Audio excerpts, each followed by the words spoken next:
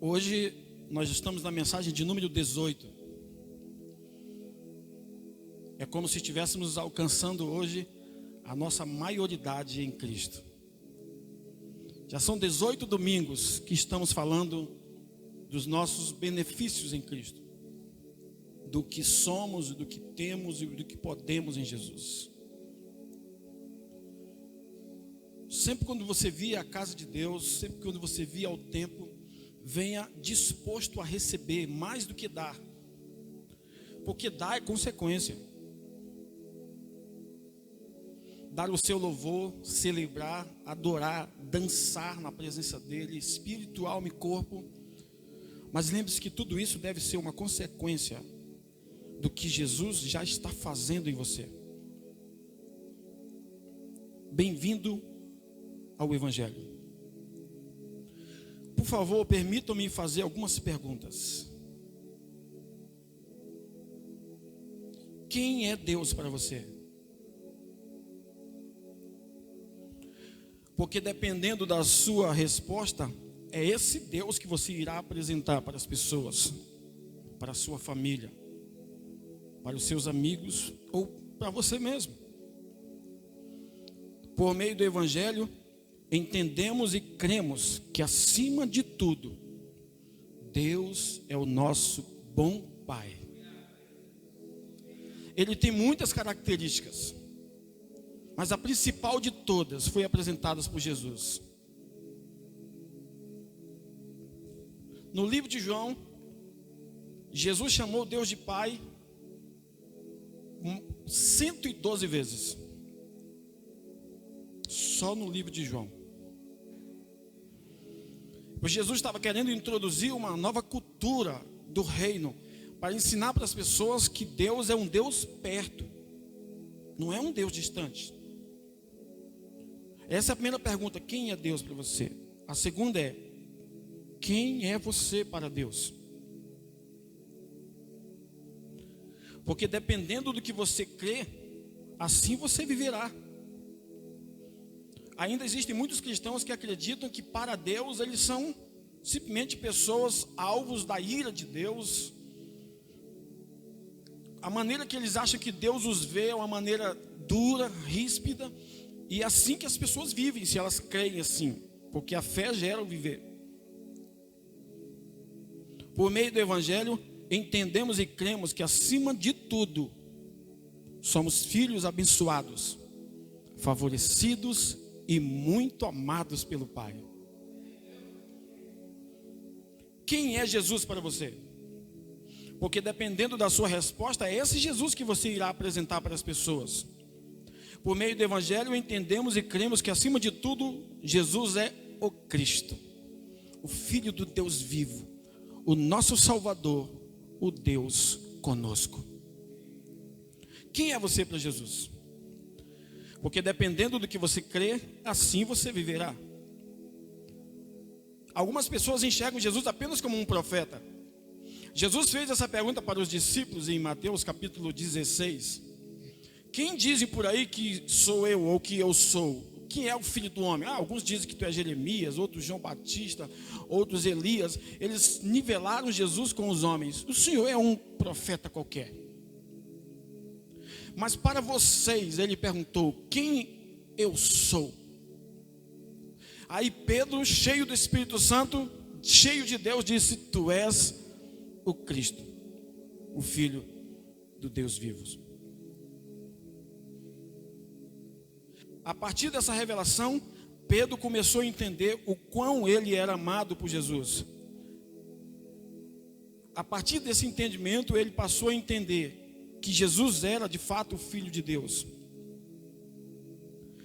Por meio do Evangelho entendemos que somos para Jesus filhos amados, que somos filhos favorecidos, abençoados, que Jesus nos enxerga como pessoas atraídas pelo seu amor. Cremos que acima de tudo, Jesus é aquele que morreu por nós, que nós somos o alvo principal do seu amor. Quem é você para Jesus? Você é o alvo principal do amor de Jesus. Jesus não veio morrer por coisas. Jesus não veio implantar um reino apenas. Jesus não veio fundar uma igreja. Jesus veio trazer vida e vida em abundância. Quem é o Espírito Santo para você? Porque dependendo da sua resposta, esse Espírito Santo, é esse Espírito Santo que você vai apresentar para as pessoas. Por meio do Evangelho, entendemos e cremos que acima de tudo, Ele é o nosso Consolador, o nosso amigo, o nosso intercessor. E quem sou eu? Quem somos nós para o Espírito Santo? Dependendo da nossa resposta, assim nós vamos crer e viver. Por meio do Evangelho, entendemos e cremos que somos a sua casa favorita. O Espírito Santo não habita em paredes. Sempre quando você vir a igreja, entenda uma coisa: Deus está vindo com você. Deus não habita em coisas feitas por mão de homens. Sabe por que Jesus está aqui? A resposta é muito simples: porque você está aqui. Jesus não tem interesse em coisas, porque todas as coisas já pertencem a Ele, porque dele, por Ele, para Ele são todas as coisas.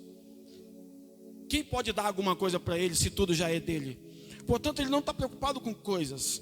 O Espírito Santo habita em nós. Nós somos a sua casa favorita. Eu quero te motivar nessa noite a acreditar que se você é um cristão, você entregou sua vida para Cristo, o Espírito Santo habita em você. Você é a casa dele, você é a morada principal dele. O Espírito Santo não bateu asas e foi embora porque você cometeu um erro. Não, ele habita, ele não visita. Ele habita, ele não visita. Entendeu a diferença? Porque o visitante vem e vai embora, o habitante não, ele fica. Jesus disse: Ele estará com vocês e habitará em vocês para sempre. Para sempre é muito tempo. Você concorda comigo? Para sempre é muito tempo. O Evangelho é o poder de Deus para a salvação de todo aquele que crê. Todos nós aqui, irmãos, todos nós, independente se tínhamos ou não consciência do Evangelho, todos nós somos salvos pelo poder do Evangelho. Porque Paulo disse que o Evangelho é poder de Deus para a salvação de todo o que crê, primeiro do judeu, depois do gentio. Mas veio Jesus, antes de Paulo, disse que os últimos seriam os primeiros. Sabe quem são os últimos na parábola de Mateus 20? Os gentios. Aqueles que trabalharam somente 1 hora, das 5 às 6. 5 é a hora da graça. Aqueles são chamados de geração da graça. Essa é a última geração. Os últimos serão os primeiros. Você faz parte da geração da graça. Por isso você será o primeiro no coração de Deus. Não é o quanto trabalhou, é como trabalhou. Um trabalhou das 6 às 6 da tarde. O outro trabalhou das 9 às 6 da tarde. O outro das 3 às 9 da tarde. O último das 5 às 6, 1 hora apenas. E Jesus disse: os últimos serão os primeiros. Aqui está a explicação. Ele fala de uma geração da graça. 5 horas da tarde é o número da graça, 5. Ele disse: essa geração vai ser a primeira. Não é o quanto eles trabalharam, mas é o quanto eles creem que eu sou o Messias. Pastor, já trabalhei muito para Jesus. Esqueça isso. É o quanto ele trabalhou para ti. Isso faz toda a diferença na vida cristã, porque o Evangelho é o poder de Deus para a salvação, não é para a condenação. É muito comum você ouvir pessoas: nós estamos pregando o Evangelho. Não, se está condenando pessoas, não é o Evangelho. Se está acusando pessoas, não é o Evangelho. Se está matando pessoas, não é o Evangelho. Porque o Evangelho veio para salvar e não para condenar. E a melhor forma de Deus salvar o homem é como alguém que está morrendo afogado. Você precisa deixar com que essa pessoa perca todas as forças. Porque se você pular na água, enquanto ela tem todas as forças, você morre junto com ela. O Evangelho é assim: nós estávamos sem nenhuma força, Jesus pulou na água e nos salvou, porque Ele é o nosso Salvador, amém ou não? Esse é o Evangelho. É por meio do Evangelho que estamos declarando a cada culto: haja luz na sua casa. Haja luz na sua casa, por meio do Evangelho. Todo culto estamos declarando. Haja luz no seu casamento. Haja luz nos seus negócios. Haja luz nessa cidade. Haja luz nesse estado. Haja luz nessa nação, principalmente nesses dias. Haja luz nessa nação, porque o Evangelho tem poder de transformar.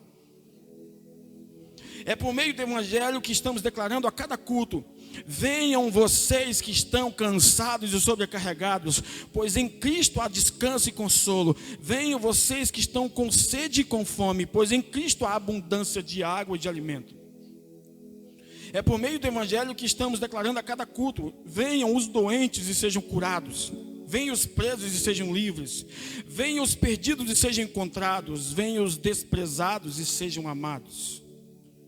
É por meio do Evangelho que estamos declarando a cada culto: os caídos fiquem de pé, os mortos recebam vida, os cegos recebam visão, os surdos ouçam, os mudos falem, os oprimidos pelo inferno sejam libertos, os que creem sejam salvos, os filhos de Deus desfrutem de tudo que Jesus já conquistou na cruz.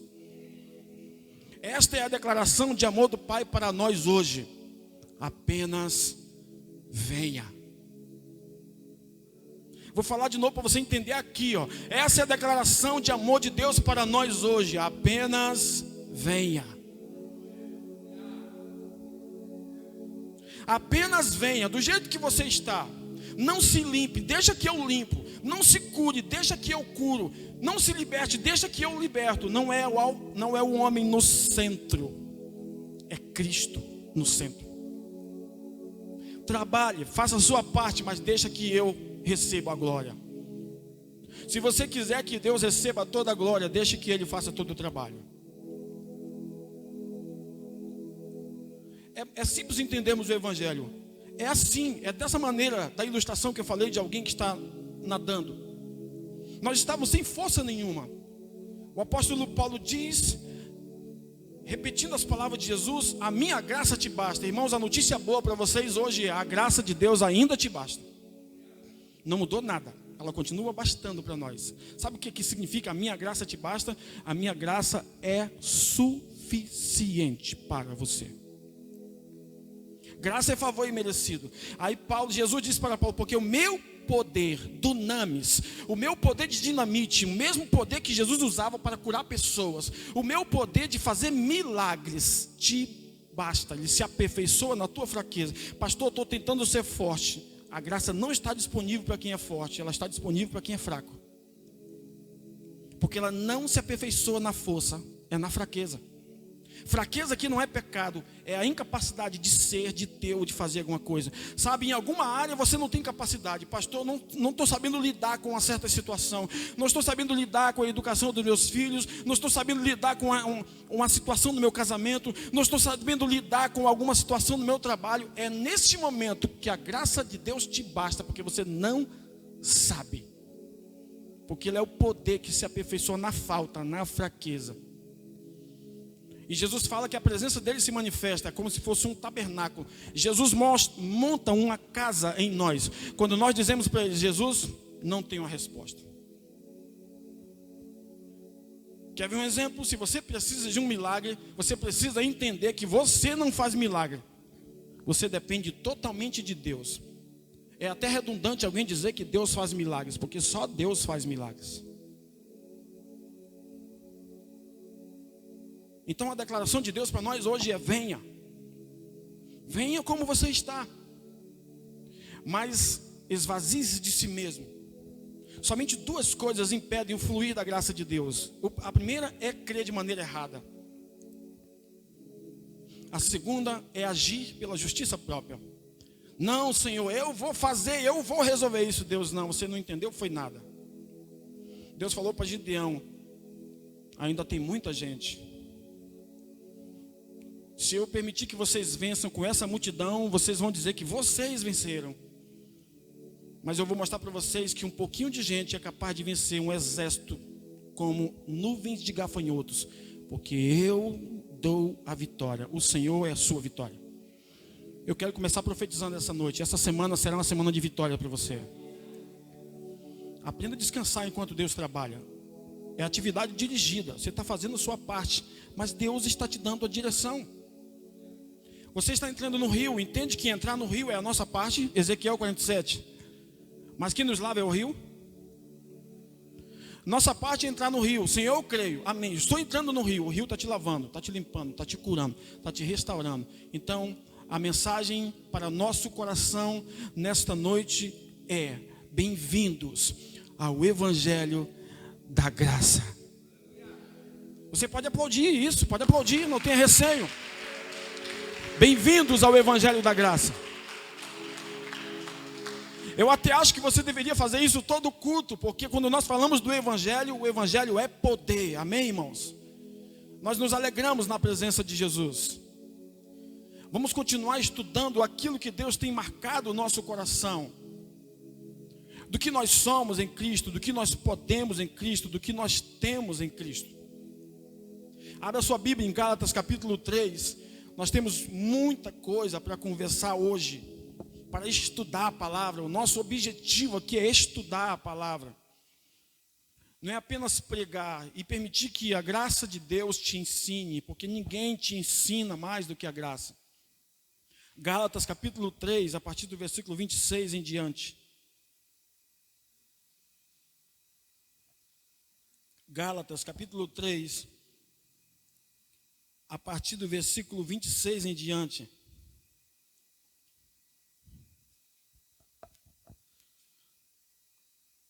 Se você quiser acompanhar aqui, ou na sua Bíblia, fique à vontade. Gálatas, capítulo 3, do versículo 26 em diante. A mesma medida que você quer receber, o tamanho da sua fome é o tamanho da provisão. Eu falei isso aqui logo quando estivemos aqui no início, começando a igreja aqui nesse lugar. Falei para alguns irmãos, o tamanho da sua fome será o tamanho da provisão. Se você tem pouca fome, pouca provisão. Lembre-se que quando Jesus multiplicou os pães, quando eles estavam cheios, diz a Bíblia, a provisão parou. Então nunca esteja cheio de Deus, porque Deus sempre tem mais para nos dar. Essa carta que nós estamos estudando aos Gálatas, tenho falado para os irmãos da importância do que nós descobrimos em Cristo nessa carta, de 6 capítulos, e já, se não me falha a memória, só nessa carta estamos estudando há 5 domingos. Nós voltamos a fazer culto aqui no dia 19 de julho. Já são 18 domingos, só ouvindo sobre o que nós somos em Cristo Jesus. Gálatas capítulo 3, acompanhe comigo, versículo 26 em diante, diz assim. Esse foi o texto que nós utilizamos domingo passado. Pois todos vós sois filhos de Deus, mediante a fé em Cristo Jesus. Porque todos quantos fostes batizados em Cristo, de Cristo vos revestistes. Nisto não pode haver judeu, nem grego, nem escravo, nem liberto, nem homem, nem mulher, porque todos vós sois um em Cristo Jesus. E se sois de Cristo, também sois descendentes de Abraão e herdeiros segundo a promessa. Então hoje, dentro do tema principal em Cristo, nós vamos estudar o tema, somos batizados e um em Cristo. O mais importante de tudo é a gente entender o que significa ser batizado. Nós vamos analisar verso a verso. Primeira coisa, por que somos batizados em Cristo e revestidos de Cristo? Quando Paulo usa a expressão batizado aqui em Gálatas, Paulo não está falando do batismo nas águas. Vamos utilizar o batismo nas águas como um exemplo apenas, para entendermos como figura, como uma analogia, como uma comparação. Mas aqui Paulo não está falando do batismo nas águas, porque se você analisar a Bíblia fala de diversos tipos de batismo. Quer ver alguns exemplos? Paulo diz que o povo de Israel, quando atravessou o mar, foram batizados. Quando eles atravessaram o mar, aquela garoa do mar batizou todos eles na visão de Paulo. Temos o batismo de João Batista para o arrependimento. Temos o batismo de Pedro para o arrependimento. O do próprio Jesus para o arrependimento. Temos o batismo com o Espírito Santo para a manifestação dos dons. Temos o batismo que é o sofrimento de Jesus. Jesus disse para os discípulos, vocês querem o batismo que eu vou ser batizado? Ali ele estava falando de sua morte. Então a Bíblia está cheia de batismos. E esse, Paulo está falando de quê? Que tipo de batismo Paulo está falando que nós temos em Cristo?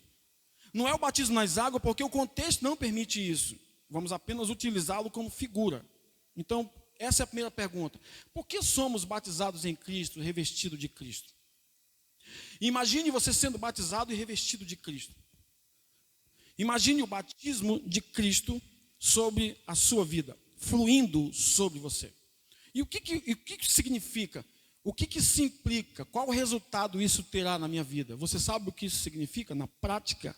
Ser batizado em Cristo?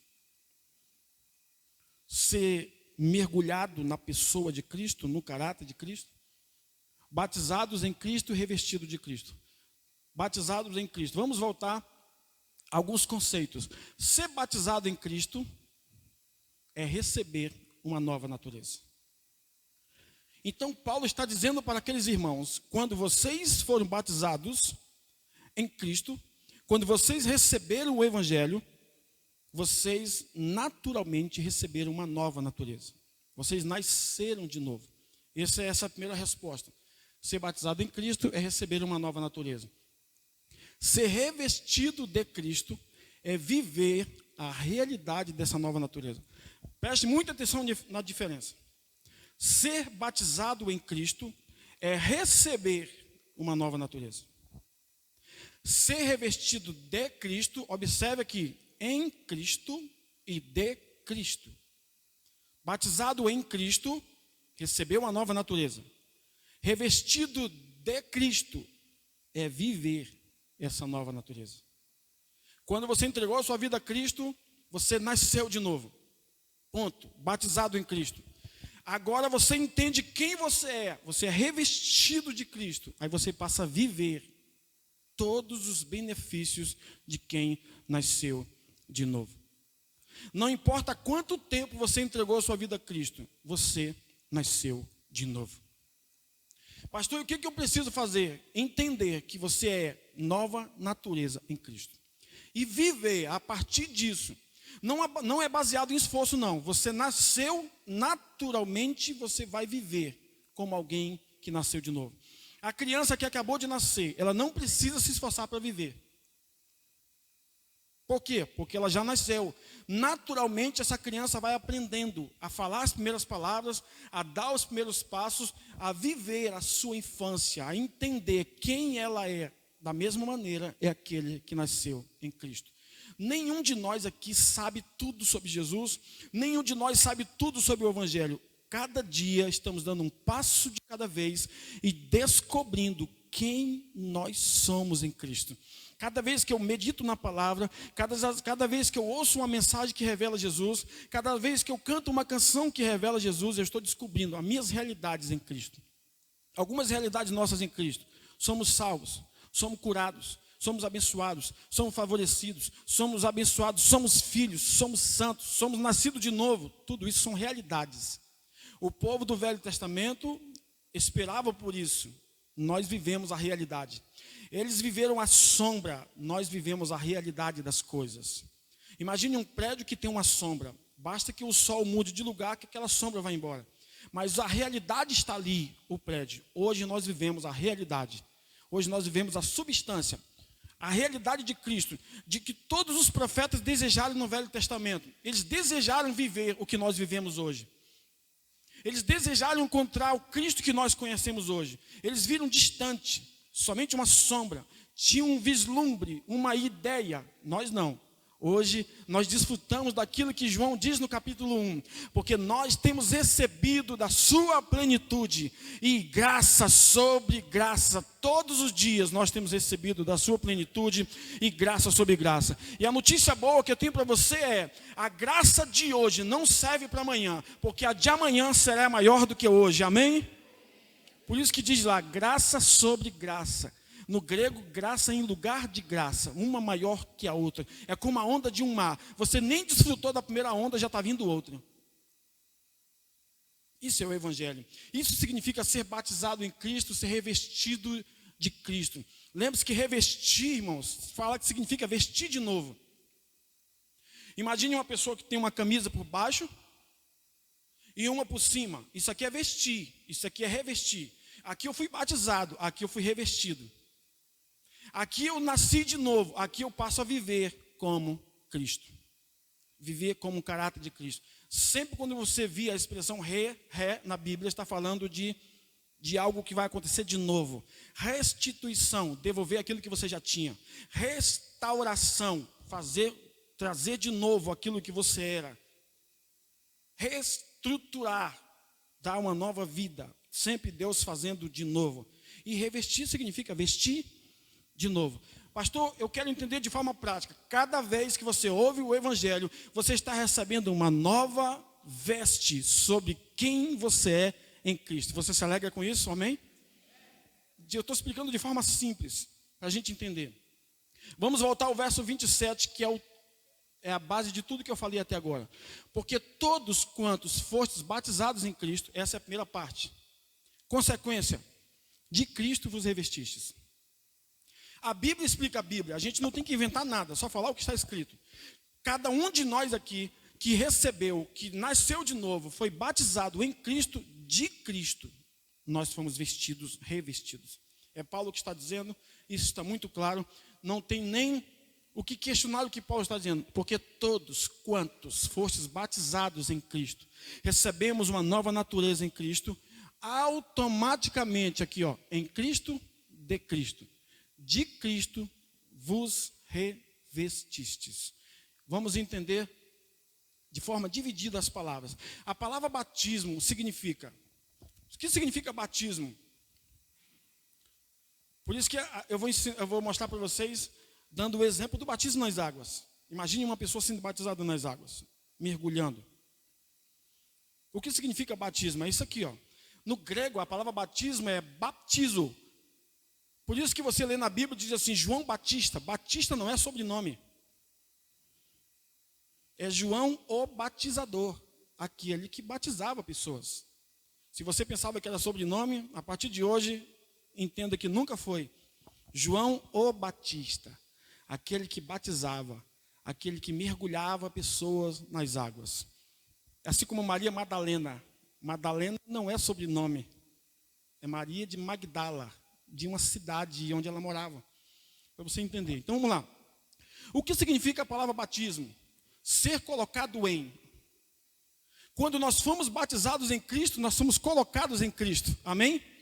Quando você recebeu a nova natureza, você foi inserido em Cristo. Está aqui, Você foi enxertado em Cristo. Você foi submergido em Cristo. Você passa a se tornar participante da natureza de Cristo. Batizado é isso. Eu entrei em Cristo. Agora eu faço parte de Cristo, enxertado, fui colocado na videira. Eu sou o ramo, Ele é a vara. E agora eu sou submergido, eu mergulhei em Cristo. E naturalmente, como consequência, eu sou participante da natureza de Cristo. Isso significa ser batizado. Deste modo, quando somos batizados em Cristo, somos colocados nele, enxertados e submergidos nele e participantes juntamente com ele. Entenda que isso é poderoso. Pastor, eu entreguei minha vida a Cristo. Amém. Batizado em Cristo, o que aconteceu com você automaticamente? Você foi colocado nele. Você se alegra porque você está em Cristo muito mais do que Cristo em você? Cristo em você já é poderoso. Agora imagine você dentro dele, habitando nele, o coração dele batendo, você lá dentro, fazendo parte da vida de Cristo. Porque a igreja e Cristo, uma só pessoa. Não pode separar a igreja de Jesus. Se separar a igreja de Jesus é um erro teológico, é um erro grotesco, porque Paulo perseguia a igreja. Atos capítulo 9. Jesus disse, por que me persegues? E quem Paulo estava perseguindo? A igreja. E para Jesus, ele é a igreja é ele. Por isso que nós estamos em Cristo. E Paulo vai explicar mais para frente que nós somos o corpo de Cristo. E Cristo é a cabeça. Às vezes ele é a cabeça do corpo, a igreja. Às vezes ele é o cabeça, o que lidera a igreja, o que conduz a igreja. Esse artigo muda o significado. A faz parte do corpo, uma só pessoa. O que lidera, o que conduz, o que direciona a vida da igreja. Então todos nós fomos batizados, fomos colocados nele. Aí você já parou para pensar como isso é profundo e quantos anos nós fomos roubados das verdades de que fomos colocados em Jesus? Aprendemos que fomos colocados em uma igreja, que fazemos parte de uma igreja, de uma comunidade, até mesmo de uma religião. Vivemos 10, 15, 20 anos uma vida religiosa, mas não sabemos que estamos em Cristo. Por que nos roubaram isso? Porque quem nos ensinou também não sabia. Aí, Paulo já ensinava o verdadeiro evangelho, que alguns hoje chamam de novo, que não tem nada de novo. Há mais de 2000 anos, o que nós pregamos hoje, Paulo pregava. Novo é o contrário a isso. Tudo que não aponta Jesus é novo. Tudo que revela Jesus é mais antigo do que você possa imaginar, porque Jesus está no Gênesis, mas ele também está no Apocalipse. Ele está na Bíblia, do início ao fim, antes de todas as coisas existirem. Paulo disse que Jesus já existia antes de todas as coisas. Aquela sabedoria que está em Provérbio é Cristo. É Cristo falando, antes de todas as coisas existirem, eu já existia, a sabedoria. Porque Paulo disse que Cristo é a nossa sabedoria. Então, quando nós começamos a descobrir que estamos colocados nele, eu sei que talvez isso aqui para você pareça ser uma expressão muito simples, mas imagine que você está colocado em Jesus. Pense um pouquinho, você foi colocado em Jesus. Veja como isso é grande. O inimigo não pode tocar em você. Você está protegido. Você está guardado. Lembra da ilustração que falamos alguns domingos? Dentro dessa Bíblia tem uma caneta. A caneta somos nós. Jesus é a Bíblia. Nós estamos em Cristo. Escondidos nele. Protegidos nele. Então, quando o inimigo tenta olhar para ti, quem ele vê? Jesus. Quando o inimigo tenta tocar em ti, quem ele tenta tocar? Em Jesus. Quando o inimigo tenta te roubar alguma coisa, quem ele está tentando roubar? Cristo. Por isso que nós estamos em Cristo, mas ele não pode, porque Cristo tem um nome que está acima de todo nome. Então, ser batizado em Cristo é ser colocado nele, é ser enxertado nele e submergido, mergulhado. Eu gosto dessa expressão aqui, mergulhado, submergir é mergulhar em Jesus. Nós estamos escondidos nele, protegidos nele e participantes juntamente com ele. Tudo isso para explicar o que significa batizados em Cristo. Somos batizados em Cristo pela palavra da fé que temos recebido. Cada vez que você ouve uma mensagem que revela Jesus, você é batizado, você recebe um novo batismo da pessoa de Jesus. Você recebe um batismo de consciência, você é colocado nele, você é inserido nele, você é enxertado nele, você é participante dele. Sempre que você ouvir uma mensagem que aponta Jesus, acredite no que eu vou te falar, sempre você será inserido na mensagem, sempre você será colocado em Jesus, sempre você será enxertado em Jesus. Fora isso, nada acontecerá. Se a mensagem não aponta para Cristo, é muito provável que nós estejamos fora disso. Mas quando a mensagem revela Jesus, nós somos colocados em Jesus, nós somos enxertados em Jesus. Aí alguém está ministrando sobre Jesus, aí você começa a se sentir curado, porque você está nele. Jesus nesse exato momento não está doente, sabia? Jesus nesse exato momento não está sentindo preocupação. Jesus nesse exato momento não está ansioso. Eu quero te lembrar hoje, você está nele. Vou falar de novo que alguns não entenderam. Jesus não está ansioso, não está preocupado, não está deprimido, não está triste, não está angustiado, não está pensando em dívidas. Nesse exato momento, Jesus está dessa maneira e eu quero te lembrar que você está nele. É só isso. É só isso. É poderoso, você está nele. Você pode chegar em casa hoje, deitar e dizer assim, eu estou em Jesus. Como é que está lá fora? Não sei, tem muita escuridão, é verdade, mas eu estou em Jesus, e aí? Paulo diz que eu estou sentado com ele, você está muito longe, sabia? Seus pés estão aqui, mas você está sentado com Cristo. Por isso que o inimigo não pode tocar em você, porque você está muito longe. O diabo não pode mais entrar lá. Porque o sangue de Jesus purificou o lugar que Adão sujou. Agora nós estamos lá, assentados juntamente com Cristo, desfrutando dos mesmos privilégios que Ele. Deus te ama assim como ama Jesus. Na verdade, Ele só te ama porque ama Jesus. Cada vez que você vem à igreja, ouve alguém falando de Jesus, você recebe um batismo de amor. Você recebe o batismo da nova aliança. Você recebe o batismo da vida de Deus. Você recebe o batismo do Evangelho. Cada vez que você ouve uma mensagem que aponta para Cristo, você é batizado de novo. Pastor, o que o senhor está querendo dizer? Eu estou querendo dizer isso aqui. Eu, quando ouço o Evangelho, sempre quando ouço uma mensagem que aponta Jesus, eu me sinto mais alegre. eu me sinto mais vivo, eu me sinto mais feliz, eu me sinto esperançoso, eu sinto vontade de continuar. Por quê, pastor? Porque eu também tenho vontade de desistir, sabia? Eu sou de carne. Muitas vezes eu tenho vontade de parar, mas quando eu ouço o Evangelho diz, só está começando. A obra que Deus começou é grande. Quem começou a obra vai concluir a obra. Simplesmente olhe para Jesus. Quando você ouve o Evangelho te dá poder.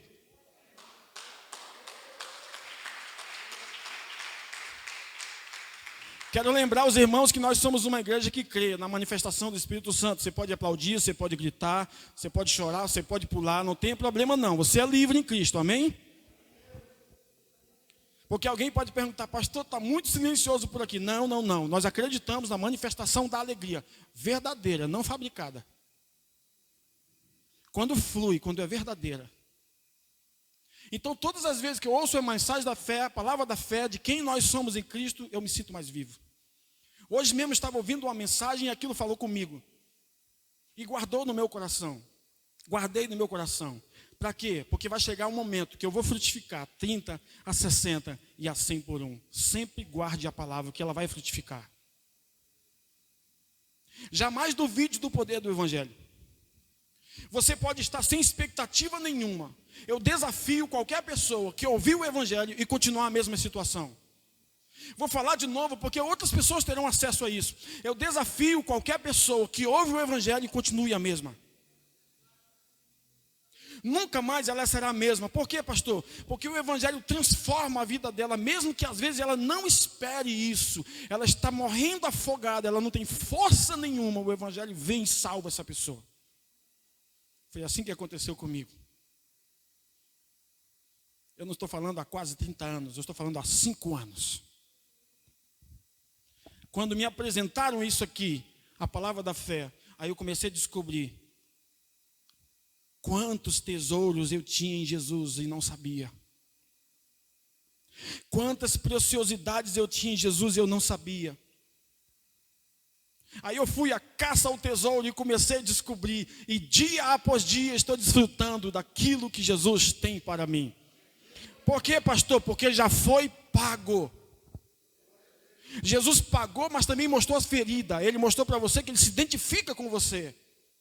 Ele disse, olha, eu paguei, mas tem ferida, fui machucado, eu estou me identificando com você. Você pode ter sido machucado, mas lembre-se, foi paga a dívida já. Isso me dá poder para perdoar. Isso me dá poder para amar. Não tem nada a ver comigo. Tem a ver com Ele. Eu só o amo porque Ele me ama. Eu só perdoo porque Ele me perdoa. Quando recebemos do Evangelho da graça, somos batizados por esse Evangelho. Então, sempre que recebemos o Evangelho da graça, é bom que fique claro. Estão tentando redefinir a graça. Não se pode redefinir graça. Graça é favor imerecido. Pronto, ponto final. Nem mais nem menos. Estão tentando dizer que graça é uma capacidade que Deus dá para que você viva uma vida santa. Não tem nada a ver com isso. Estão tentando dizer que graça é uma capacidade que Deus te dá para você ser salvo. Estão tentando dizer que graça é o poder que Deus te dá para você ser curado. Nada a ver com isso. Isso é consequência. Você recebe o favor e o favor de Deus te dá capacidade para viver uma vida santa. Não se pode definir graça além do que Deus definiu. Além do que Paulo definiu, além do que Jesus definiu. Graça é o favor que nós não merecemos. Eu e você não temos força nenhuma, capacidade nenhuma, estávamos mortos, a graça de Deus nos alcançou. Não merecíamos e não merecemos. Até hoje, o meu nome e o seu nome está escrito no livro da vida, mas nós não merecemos ter o nome lá. Porque se merecêssemos, não era graça. Vamos chegar no céu e dizer, Jesus, meu nome está aí porque eu sou o cara. Jesus, não, seu nome está aqui porque eu sou o cara. Fui eu quem morreu por você, fui eu que entreguei minha vida por você, fui eu que paguei o preço por você. Você só está aqui por causa da graça. Então não é o quanto eu subo degraus, não é o quanto eu subo escadas, não é o quanto eu me esforço, é o quanto Jesus fez. Repita comigo, é o quanto Jesus fez. Diga para quem está do seu lado, é o quanto Jesus fez. Sabe, tem pessoas que têm dificuldade de entender isso. Às vezes você conversa com algumas pessoas, até ministro da palavra, e diz, mas como, eu não preciso fazer mais nada? Você não entendeu, foi nada. Você precisa fazer tudo. Mas onde? Depois da cruz. Vai até a cruz e veja tudo que você já tem em Jesus e comece a fazer. Isso é a vida cristã. Não faça nada antes da cruz. Porque é esforço, é sacrifício, é jugo, é fardo. Vá até a cruz e lembre que Jesus já morreu para você viver. Jesus se fez doente para você ter saúde. Jesus se fez maldito para você ser abençoado. Jesus foi desprezado para você ser amado. A partir disso, comece a viver. Não corra para chegar ao pódio, corra do pódio. Você já está no pódio, sabe por quê? Porque nós somos mais do que vencedores em Cristo Jesus.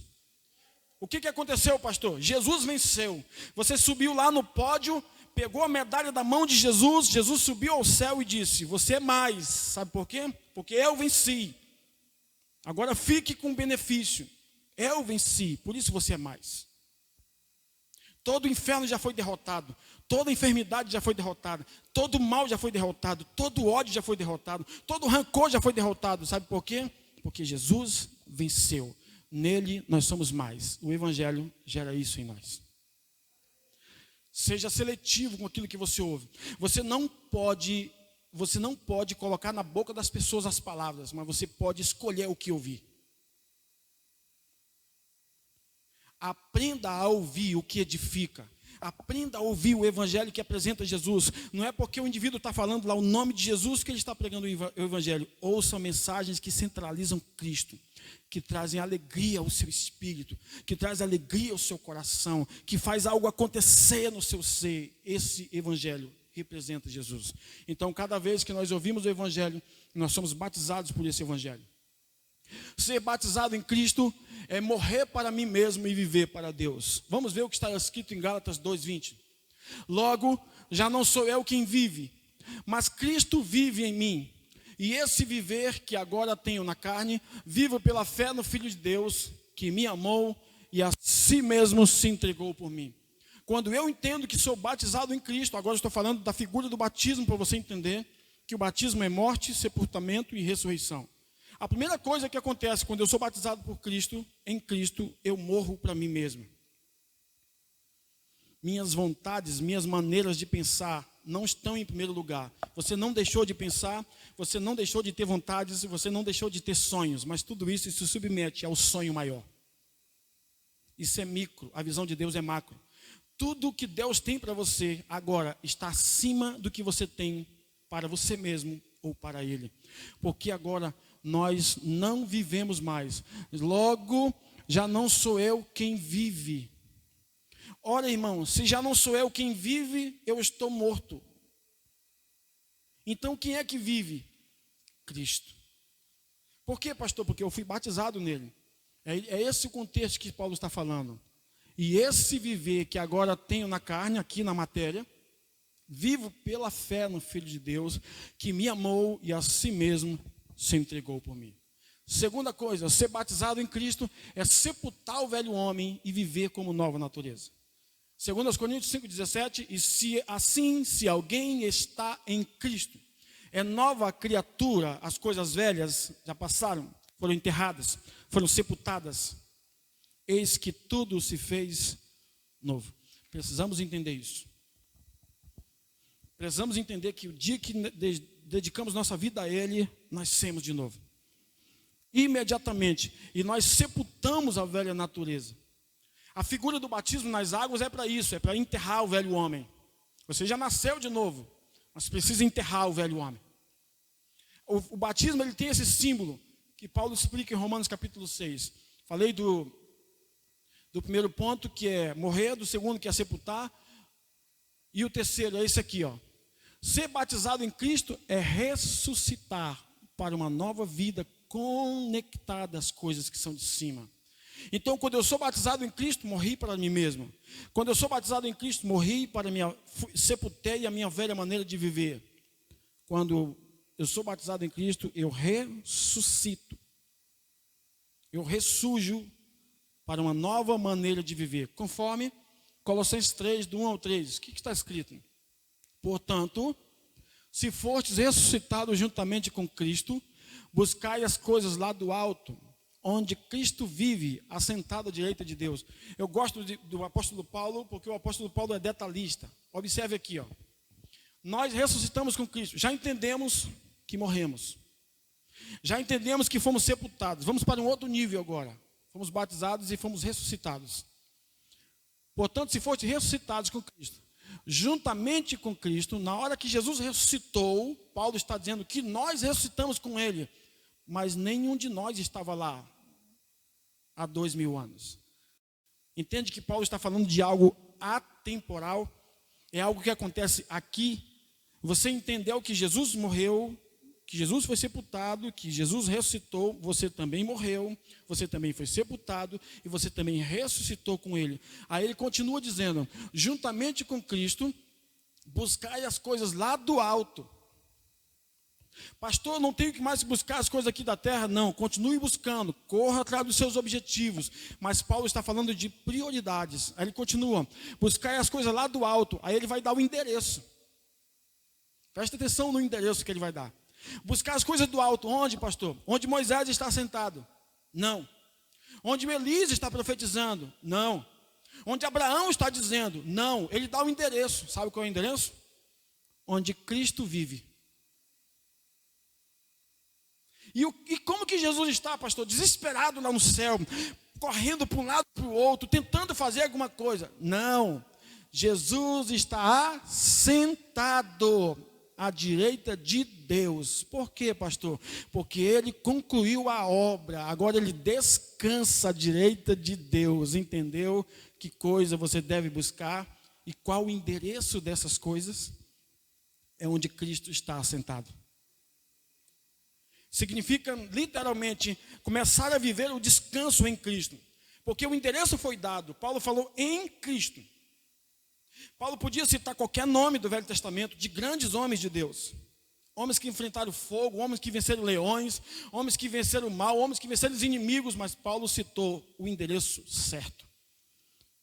Onde devemos buscar? Qual o lugar certo? Onde Cristo está sentado. Porque na antiga aliança, os sacerdotes ofereciam seus sacrifícios, não podiam se assentar. Mas Cristo uma única vez ofereceu o sacrifício e se assentou. Dizendo para mim, para você e para o Pai, a obra foi concluída, por isso eu descanso. E o descanso de Cristo gera em nós todos os benefícios que nós temos, toda a força, toda a capacidade, todas as vitórias, todas as bênçãos que nós precisamos para buscar as coisas que são de cima. Onde Cristo está assentado à direita de Deus. Versículo 2. Pensai nas coisas lá do alto, não nas que são aqui da terra. Porque morrestes, e a vossa vida está oculta juntamente com Cristo em Deus. Paulo está fazendo uma comparação. Ele disse, não permita que as coisas dessa vida te consumam, porque para esta vida você morreu. Agora você vive para Deus. Não permita que as coisas do mundo tomem o primeiro lugar. Pense nas coisas de cima, ocupe sua mente com as coisas do céu. Então até aqui entendemos que ser batizado em Cristo é morrer, sepultar e ressuscitar. Vamos entender o que significa ser revestido de Cristo. Versículo 27. Porque todos quantos fortes batizados em Cristo, de Cristo vos revestistes. Ser revestido de Cristo é receber o caráter de Cristo. Ok, já entendemos que ser batizado em Cristo é quando nós morremos, fomos sepultados e ressuscitamos. Ou seja, recebemos uma nova natureza. E agora, ser revestido de Cristo é receber do seu caráter. Sabe qual é o caráter de Cristo? Gálatas 5, 22. Amor, alegria, fé, bondade, benignidade, fidelidade, mansidão, domínio próprio. São 9 elementos do fruto do Espírito. Esse é o caráter de Cristo. Não há ninguém, nem no céu, nem na terra, nem debaixo da terra, que ame mais do que Jesus. Não há ninguém mais fiel do que Jesus.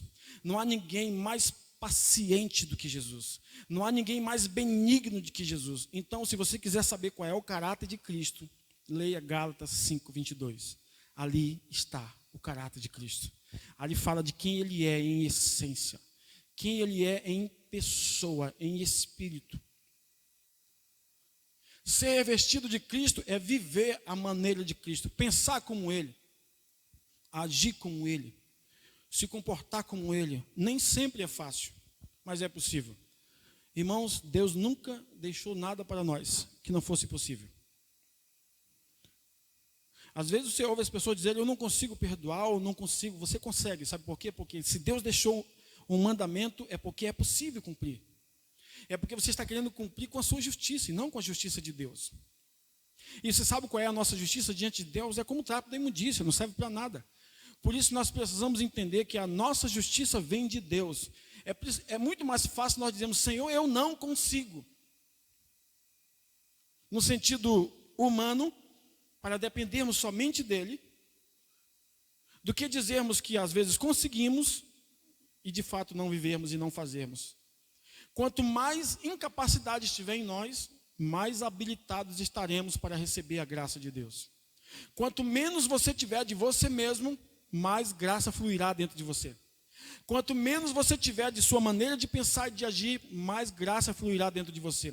Portanto, se a graça está fluindo, Deus derrama dentro de nós a capacidade para amar, para perdoar, para vivermos em comunhão, em comunidade. Quando nós somos revestidos de Cristo, nós passamos a viver a maneira de Cristo. Quando somos revestidos de Cristo, significa possuir a natureza de Cristo. Ser revestido de Cristo é ser filho de Deus, assim como Ele, Cristo é. Então, se você está revestido de Cristo, agora Deus vê Cristo em você, então assim como Cristo é, você é. 1 de João 4,17. Nisto é perfeito o amor. Guarde isso aqui. Não é o nosso amor, porque o nosso amor não é perfeito. Hoje nós amamos a Deus com toda a força, mas amanhã talvez não seja com tanta força. Hoje nós estamos empolgados para orar, mas amanhã talvez não estejamos tão empolgados assim. Estamos com tanta sede de ler a Bíblia, mas amanhã talvez não estejamos tão empolgados assim. Por isso não é o seu amor, é o amor dele que é perfeito. É o amor dele por nós que é perfeito. Nisto é perfeito o amor, que fala que Deus nos tem nos amado assim como Jesus é, nós somos neste mundo. O nosso amor por Deus, enquanto vivermos neste corpo, jamais será perfeito. Sempre teremos falhas, sempre vai haver brechas, mas enquanto entendemos, enquanto vivemos aqui será assim, mas quando recebermos a essência do que somos, do que teremos em Cristo, João disse que assim como Ele é, nós seremos em essência. Aí sim nós seremos capazes de amar a Deus como Ele nos ama, em essência, em plenitude.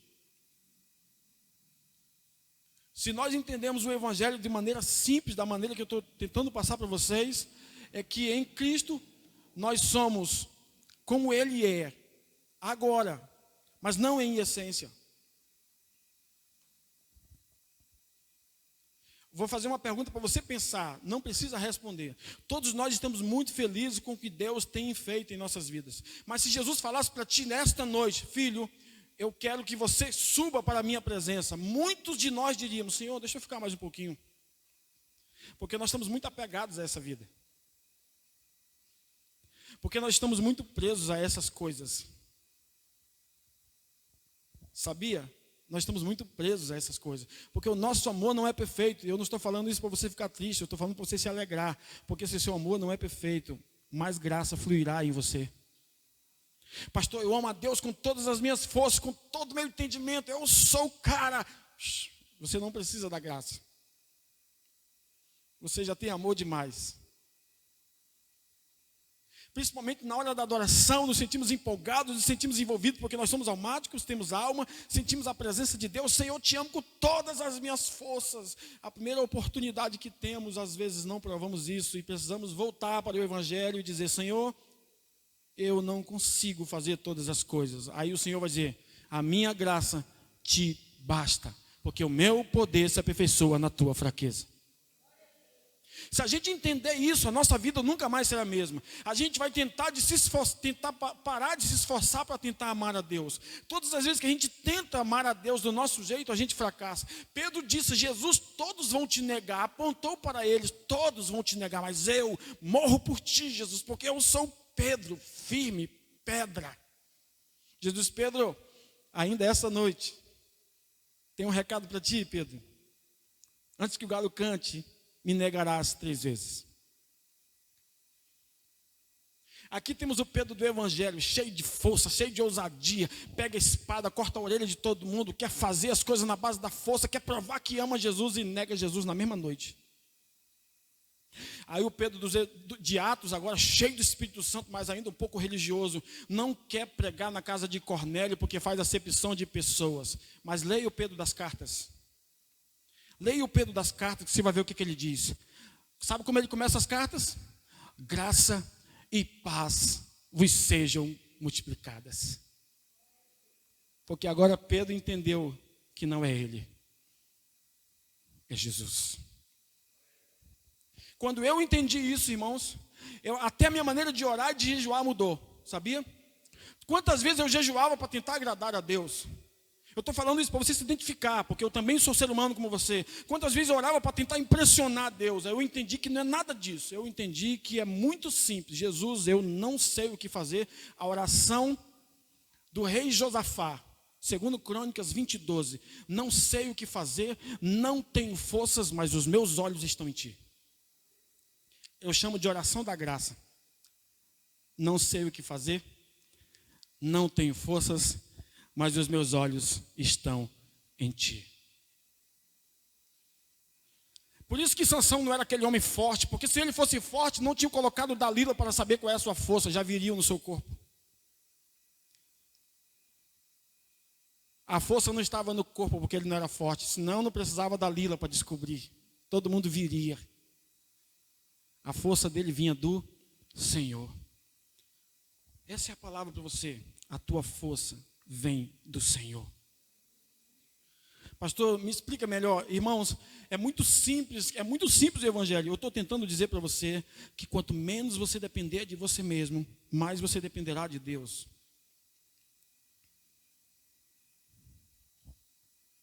Quanto menos você depender de você mesmo, mais você dependerá de Deus.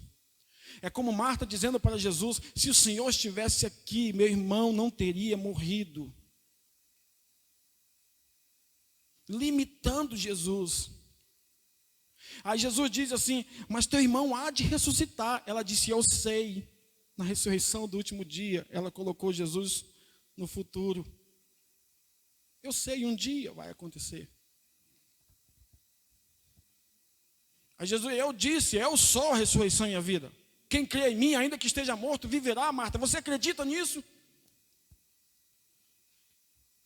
Não coloque Jesus nem no passado, nem no futuro, porque Jesus Ele é o mesmo ontem, hoje, amanhã e sempre. Se o Senhor estivesse aqui, meu irmão não teria morrido. Colocou Jesus no passado, Jesus se chegou atrasado. Teu irmão vai ressuscitar, eu sei, um dia colocou Jesus no futuro. Por que colocar Jesus no passado ou no futuro se Jesus está presente? Jesus está aqui agora para ofertar, para oferecer maravilhas, para oferecer milagres para você. Então quando você for orar, diga para ele: Jesus, eu sei que tu és, o Senhor está aqui, o Senhor faz milagres, o Senhor faz grandes coisas, eu dependo de ti, eu não tenho forças, eu não sei o que fazer, não sei como vencer esse mal, não sei como vencer esse pecado, não sei como vencer essa luta, mas os meus olhos estão em ti, Jesus. Sabe o que vai acontecer? Vai fluir graça. Vai fluir graça sobre você.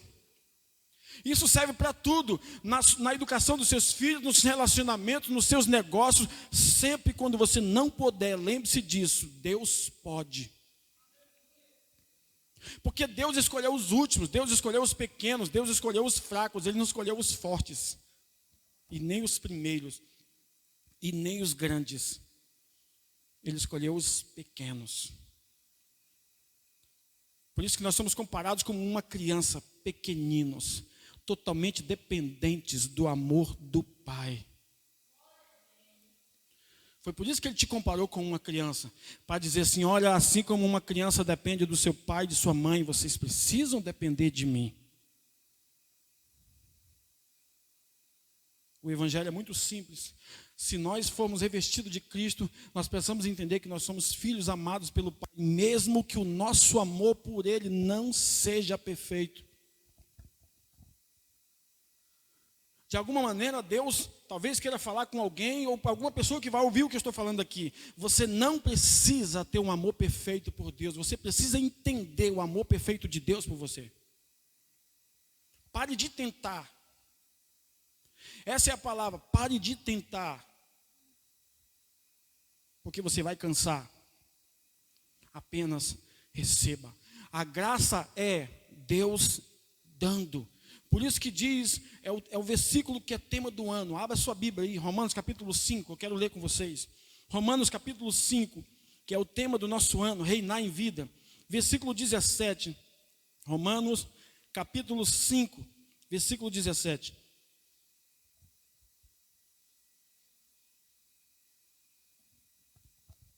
Romanos capítulo 5, versículo 17, diz assim: porque se pela ofensa de um só, ou seja, pelo pecado de Adão, a morte reinou por esse. Guarde essas expressões que Paulo usa. Muito mais.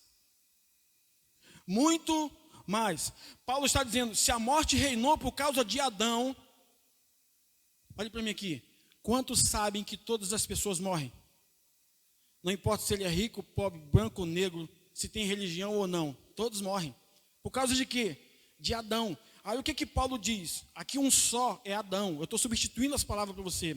Aí ele diz, a morte reinou por esse, por Adão. Muito mais. Aí ele vai dizer o quê? Muito mais o quê, pastor? Os que recebem. Vou falar de novo para você entender. Os que recebem. Não é os que se esforçam, não é os que plantam bananeira, não é os que gritam, não é os que gemem, não é os que pulam. Muito mais os que recebem.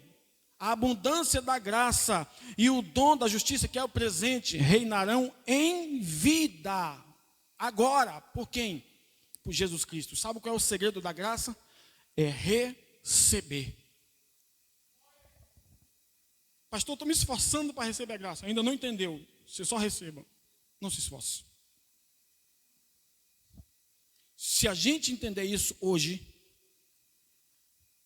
a essência de tudo que Deus tem para nós hoje é você entender, receba. Receba a sua consciência de batizado em Cristo, receba a sua consciência de revestido, receba a sua consciência de filho, receba a sua consciência de amado pelo Pai, apenas receba. Não se esforce para isso, apenas receba.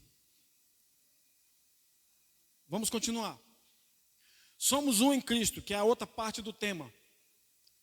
Versículo 28 diz assim, nisso, não pode haver judeu, nem grego, nem escravo, nem liberto, nem homem, nem mulher, porque todos vós sois um em Cristo Jesus.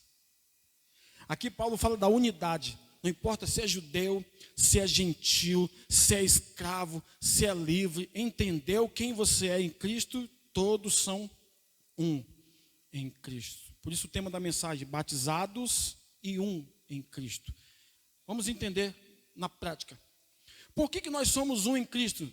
Primeiro, a igreja que vive como um em Cristo, e aqui eu não estou falando de placa, estou falando da igreja do Senhor espalhada pela terra. Qual é a primeira característica de uma igreja que é um em Cristo? Primeira, é uma igreja cheia do Espírito Santo. Não é uma igreja cheia de condenação, não é uma igreja cheia de acusação, não é uma igreja cheia de religião, não é uma igreja cheia de doutrinas de homens, é uma igreja cheia do Espírito Santo. É a característica número 1 de uma igreja que vive em unidade. Está escrito lá em Atos 2, versículo 4. Todos ficaram cheios do Espírito Santo e passaram a falar em outras línguas, segundo o Espírito lhes concedia que falassem. E nós estamos falando de unidade, um em Cristo. Em Gênesis 11, os homens se unem para construir uma torre chamada Babel. Babel significa confusão. Eles queriam construir uma torre. Deus não é contra grandes projetos. O problema é que eles queriam a glória para eles. Aí Deus disse para Jesus e Espírito Santo: vamos descer e vamos confundir Babel, vamos confundir as línguas, porque se a gente não for lá, ninguém segura a unidade desse povo. Eles teriam construído uma torre até o céu, para a glória deles. Aí Deus desce e confunde as línguas. Agora um indivíduo pede um carrinho de mão, o outro traz um martelo, porque ele não entende mais o que o outro fala. O outro pede um martelo, ele traz um serrote, e a obra parou. Olhe para mim, as línguas foram divididas, separação. Agora sabe o que aconteceu em Atos 2? A igreja, cheia do Espírito Santo, falou a mesma língua. Deus restituiu a unidade. A unidade está na pessoa do Espírito Santo. A igreja cheia do Espírito Santo falando a mesma língua. Todo mundo falando do Evangelho. Todo mundo falando que Jesus é bom. Todo mundo falando que Jesus cura. Todo mundo falando que Jesus ama. Ninguém pensando diferente. Porque o Espírito é o mesmo. A mensagem que ministramos aqui você leva do seu jeito. Mas o Espírito é o mesmo. Os teus amigos vão, você tem que ir à igreja ouvir o Evangelho, você explica do seu jeito, sabe por quê? Porque o Espírito é o mesmo, não precisa ser teólogo para pregar o Evangelho, basta dizer que Cristo é o Messias, como a mulher samaritana, bebeu de Jesus e levou uma cidade inteira até ele. Pastor, eu preciso conhecer a Bíblia toda para evangelizar. Não, você é um evangelista, você. Sua vida evangeliza. Por onde você vai, você evangeliza. A igreja de Atos não tinha panfletos sendo entregues de casa em casa. Não tinha campanhas para atrair pessoas. A vida deles, por onde eles passavam, as pessoas queriam estar naquela igreja. Assim como na sede, as pessoas gostam de estar. Porque o evangelho flui, porque a graça flui, porque o ministério da graça flui. Nós não estamos desesperados tentando ganhar Porto Velho. Nós sabemos que as pessoas virão, porque o evangelho em nós atrai pessoas para a presença de Jesus. Quando alguém olhar para você e vai dizer assim: qual é o endereço da sua igreja? Ele vai dizer assim: aqui está, eu sou a igreja. Então vamos comigo ao templo, porque lá nós falamos de Jesus. Qualquer amigo teu que te conhecer, que tentar conhecer o evangelho, que via a igreja, só fale uma coisa para ele. Eles vão perguntar: o que prega lá na sua igreja? Ele diz: só fala de Jesus lá na igreja. Nós só sabemos falar de Jesus aqui. Eu não vou ficar aqui 1h, 1h20 falando outra coisa. Eu gosto de falar de Jesus porque eu me alimento de Jesus todos os dias. A boca fala o que o coração está cheio. Meu coração está cheio de Jesus. Então eu estou falando de Jesus para você. Sabe o que faz uma igreja unida? É o que está acontecendo aqui hoje. É uma igreja cheia do Espírito Santo, cheia do Espírito Santo, cheia do Espírito Santo. Você pode adorar, adore. É uma igreja cheia do Espírito Santo, cheia do fluir, cheia da graça de Deus, cheia da presença de Jesus. É isso que faz a diferença. Aqueles irmãos não estavam desesperados para ganhar o mundo da época. Eles apenas receberam o Espírito Santo. O Espírito Santo veio sobre eles. Uma comunidade de 120 pessoas. Com a primeira pregação aumentou para 3.120. Não divulgaram nas redes sociais. Não tinham programa. Não tinham um perfil no Facebook. Não estavam cadastrados no Instagram. Não tinham um canal no YouTube, não tinham programações via WhatsApp, apenas eles diziam: arrependam-se e recebam Jesus como Salvador. E 3.000 pessoas se renderam naquele dia, porque Cristo foi anunciado. É isso que nós estamos fazendo aqui. E daqui a pouco isso aqui vai estar pequeno, nós vamos ter que fazer 2, 3 cultos, vocês vão ter que escolher o horário que tem que vir à igreja, porque multidões serão atraídas para esse lugar por causa do Evangelho. Já vou logo avisando: se vir por minha causa, vai sair por minha causa. Então não venha por minha causa, venha por causa de Jesus. Porque se você conversar comigo uma semana, você vai descobrir que eu tenho tantos defeitos como você. Mas graças a Deus pelos meus defeitos, é porque é Jesus que está sendo apresentado e não eu. Um dia alguém perguntou para um pastor: pastor, eu sou vivo e que prega? Ele disse: eu me esforço, mas eu prefiro pegar a vida de Jesus do que a minha. Eu prefiro falar de Jesus do que da minha vida. Porque a minha vida não te salva. Pode ser um testemunho para você, mas eu quero falar quem me salvou. Quando alguém é salvo, as pessoas focam naquele indivíduo que foi salvo, dão um ibope e esquecem do Salvador. É assim nos filmes, é assim nas novelas. A pessoa vai lá, vai ser cuidada, todo mundo vai paparicar. O que aconteceu? Por que você quis se afogar? Mas esquecem de quem salvou, ele nem fica mais na cena. Quem está brilhando aqui nessa igreja é Jesus Cristo. Então o que une uma igreja? O que faz? Qual é a característica principal de uma igreja que é uma? É o Espírito Santo. Pastor, o senhor está falando de um fogo? Não, ele se manifesta como fogo. O senhor está falando de um vento? Não, ele veio como um vento aqui. O senhor está falando de uma água? Não, eu estou falando muito mais do que isso. Eu estou falando de uma pessoa que se relaciona com você, que quer ouvir você falar, que quer ouvir as verdades do seu coração, que quer que você chore quando você tem que chorar, que quer que você fale o que você quiser na hora que o seu coração estiver aberto diante dele. Eu penso que filhos não podem ter receios de abrir o coração diante do Pai. O que mais oprimiu as pessoas durante os séculos foi tentar dizer para as pessoas que elas não podem revelar suas fraquezas diante de Deus.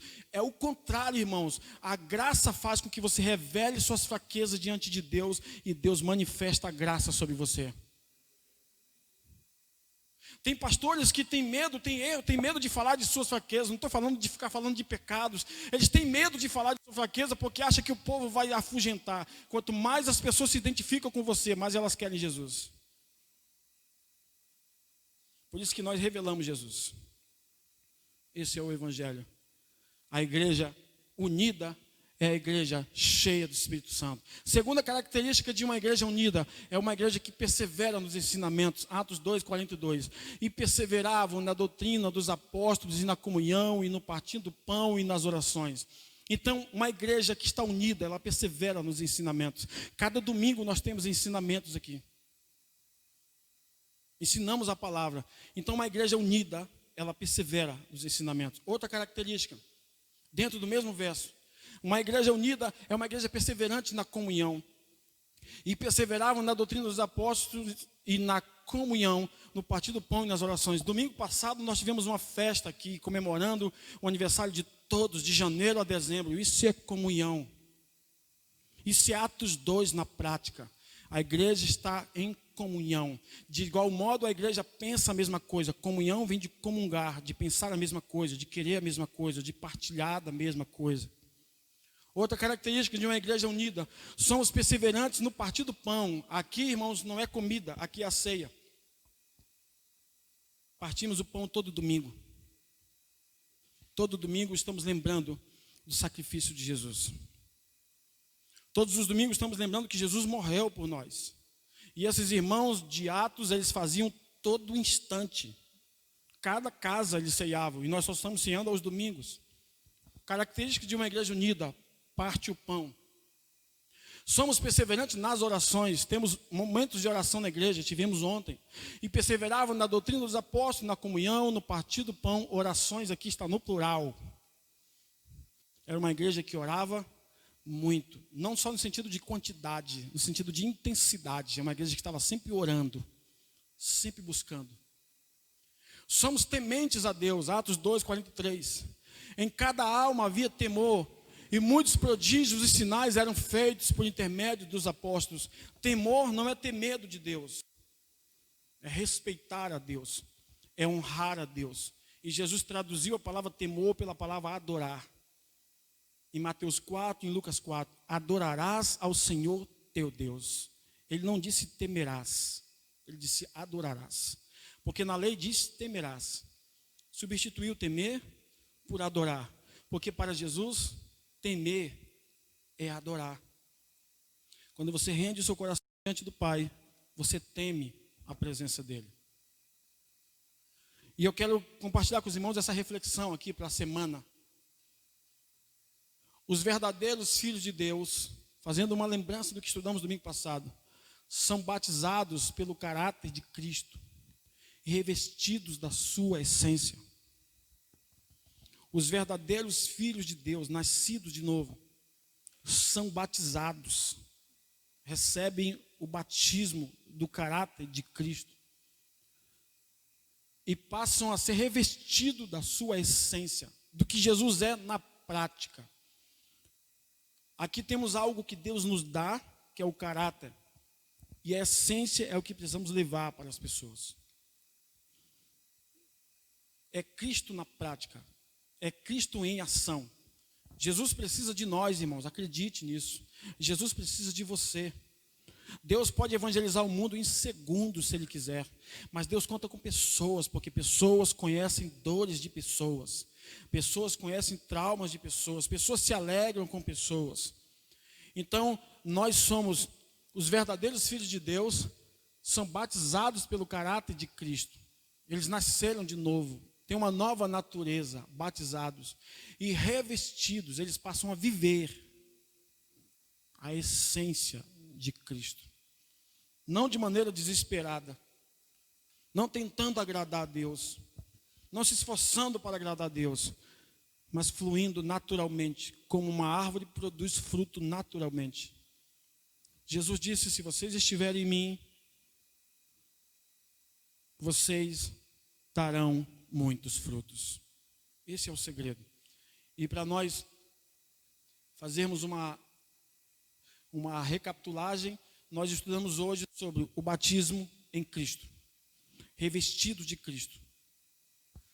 Se você entendeu isso, que batizados em Cristo significa nascer de novo e revestido, viver a partir desse nascimento, agora nós convidamos você a participar da ceia conosco.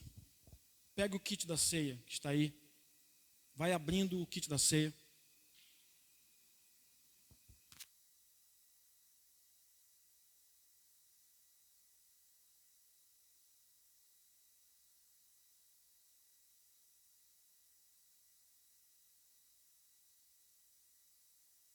Aguarde um momento, não tenha pressa.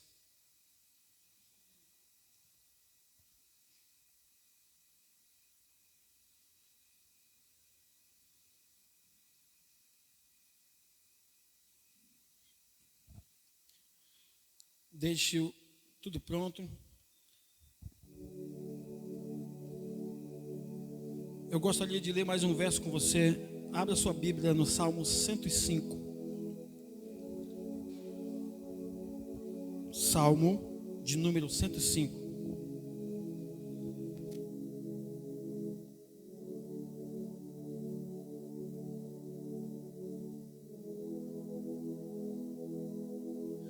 Salmo de número 105.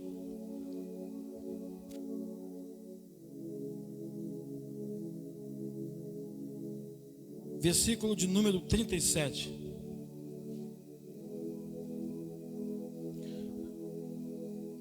Para preparar o nosso coração para a ceia hoje.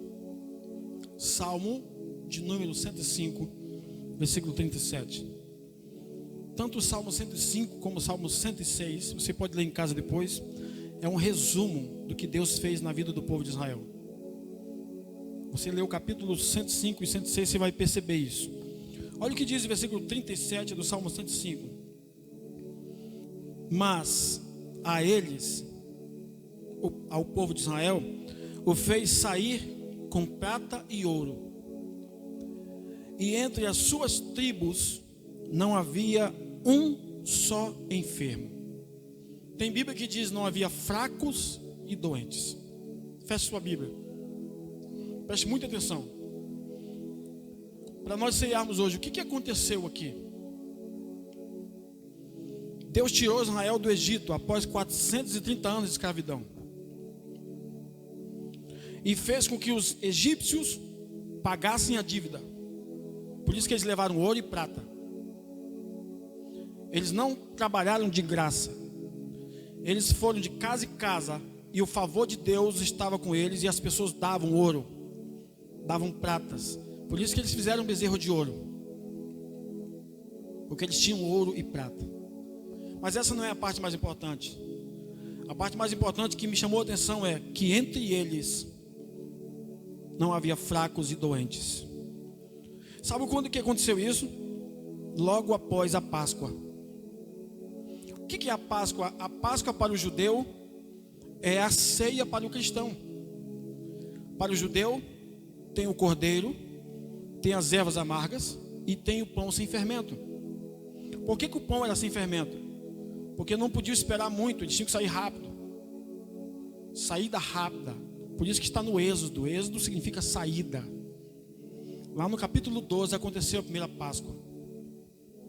Deus disse para eles: vão, após Deus ministrar as pragas no Egito, através de Moisés, aí eles participam da ceia, na verdade da Páscoa. Pegam o cordeiro, as ervas amargas, que significa que eles tinham que lembrar de onde Deus os tirou, do sofrimento que eles viveram no Egito. O pão era a saída rápida, mas o cordeiro representa quem? Jesus. Mas sabe o que aconteceu? O que mais me chamou a atenção foi que Deus falou que eles deviam comer o cordeiro assado, não podia ser cozido, nem frito, nem de outra maneira, tinha que ser assado. É o fogo, é o juízo de Deus que caiu sobre Jesus, veio sobre Jesus, para que nós hoje vivêssemos livres, sem condenação. Mas o que mais me surpreendeu foi quando eu li no capítulo 12, que Deus separou algumas partes e disse assim: eu quero que vocês comam da cabeça, dos pés e das entranhas. Tudo deve ser assado do cordeiro: cabeça, pés, entranhas. O que significa isso? Vamos trazer para o contexto da ceia. Lembre-se que entre eles não havia enfermos. Depois da Páscoa, quando você come da cabeça de Cristo na ceia, Deus está libertando, curando, restaurando a sua alma. Quando você se alimenta dos pés, é o seu corpo recebendo saúde, porque os pés levam o seu corpo para onde você quiser. Mas quando você come das entranhas, é Deus renovando o teu espírito. Espírito, alma e corpo. Ao participar da ceia, seu espírito é rejuvenescido, sua alma é renovada e o seu corpo é restaurado. Lembre-se que eles comeram de bodes, de cabritos, de animais, e entre eles não havia enfermos. Eles comeram de animais. Ora, se eles comeram de animais e entre eles não havia enfermos, nós estamos comendo do sacrifício real. Aquilo lá é apenas uma sombra, era uma ideia do que viria. Jesus é a substância, é a essência. Quanto mais nós que comemos do sacrifício de Jesus. Por isso, ao participar da ceia hoje, você vai declarar para você mesmo: não haverá enfermos na minha vida e na minha família. Por quê, pastor? Porque o cordeiro já foi sacrificado. Irmãos, eu preciso falar uma outra coisa para vocês. Deus disse para eles que a partir da Páscoa, a Páscoa lá era comemorada no mês de abril, no nosso calendário no mês de abril. Deus disse: quando vocês comerem a Páscoa, já estava no 4º mês, este será o primeiro dia do ano. Vou falar para você entender no seu espírito. Todas as vezes que você participa da ceia, Deus está dizendo: o ano para você está começando.